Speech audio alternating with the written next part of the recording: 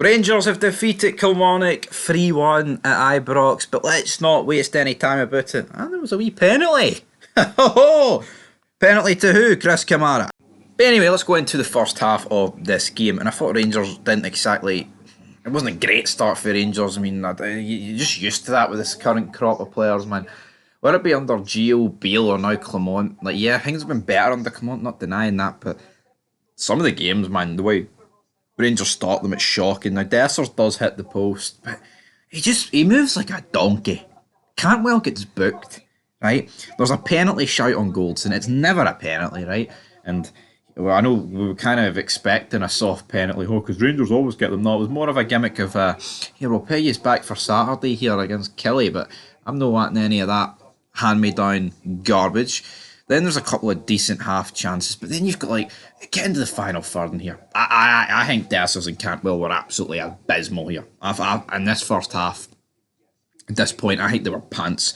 Dessers making passes that are just god awful, right? Cantwell is like shooting for like 30 yards. Yeah, I encourage players to shoot, but Jesus Christ, I think like it's where he shot. I say 30 yards. It's probably more than 30 yards at an angle, and he hits in. It just hangs in the air for about 20 years, and I'm pretty sure it went out for a throw in. How bad it was, but then Killie have their first real chance of this game. Goldson steps up. He doesn't think it's going to be a ball in behind, but I mean, you say he doesn't think it's going to be a ball in behind. The only reason it is a ball in behind is because Connor Goldson has stepped up here. Great ball through to Vassell. Suter and Tav can't really do anything. Vassell's got them beat because of Goldson just completely coming out for the back. I mean, kamikaze defending. This is like, remember back in the day when you used to play FIFA, because I mean, I don't really play it anymore, Ultimate Team, when you used to have those players that they had the defensive and attacking, and it was high, like Sergio Ramos back then. This is what Goldson was here. There's no need for it, man. There's no need for Connor Goldson to be so far up this pitch. But Suter kind of tries to get onto Vassell, but he can't do anything, because if he does anything, he brings him down. He risks a red, a penalty potentially, or a dangerous free kick, and I'm glad he didn't, because Jack Butland stepped up. What a save, and what an absolute save this. This saved us in this first half. Killie are then, they've got a bit of the ball. They don't really create anything, but they're teasing us. We then hit a counter. Ball falls to Cyril Dessers. I'm like, right, what are you going to do here? Are you going to botch? I'll tell you what he does. He hits like a 60-yard pass, right? Finds Ross McCausland. Bob's your uncle. He puts it into the back of the net. Rangers lead 1-0. And after a bit of sustained pressure, and we should have been 1-0 down at this point, make no mistake about it. Yeah, we could have scored, but Killie definitely had the best opportunity before here. McCausland scores, and I'm not going to pretend that these guys are great, but I want McCausland not to get buried as much on Twitter. But here, that's a big wish, because wishing everyone had the same opinions as you. It doesn't work like that, but I think this guy's got a lot of slack for no reason. There is a wee bit of reason, right? Yeah, he should have squared it to Seema in the Old Firm. I'm not denying that. But in terms of our attacking players in that game, he was the only guy doing something. The rest of them were doing nothing or doing horrendous things. And as for Dessers, this pass is great. I need consistency for you, Dessers, mate. I need more.